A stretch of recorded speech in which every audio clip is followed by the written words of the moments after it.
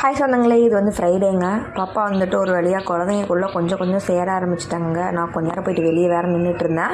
இன்றைக்கி என்ன சாப்பாடு பார்த்தீங்கன்னா சாம்பார் சாதம் தாங்க பண்ணியிருந்தாங்க. ஃப்ரைடே வந்து சாம்பார் சாதம், அப்புறம் வந்துட்டு வேக வச்ச உருளைக்கிழங்குங்க. பாப்பா வந்து சமத்தா பாப்பாவே வந்துட்டு ஃபுல்லாமே சாப்பிட ஸ்டார்ட் பண்ணிட்டாங்க. நான் வந்து பக்கத்துலேயே போகவே இல்லை. சாப்பிட்டு முடிச்சுட்டு கிளம்பியாச்சுங்க. பால்வாடி விட்டுட்டு வர வழியில் ஒரு மார்க்கெட் இருக்குங்க. இந்த மார்க்கெட் வந்து நாங்கள் டெய்லி போகிற மாதிரி இருக்குது.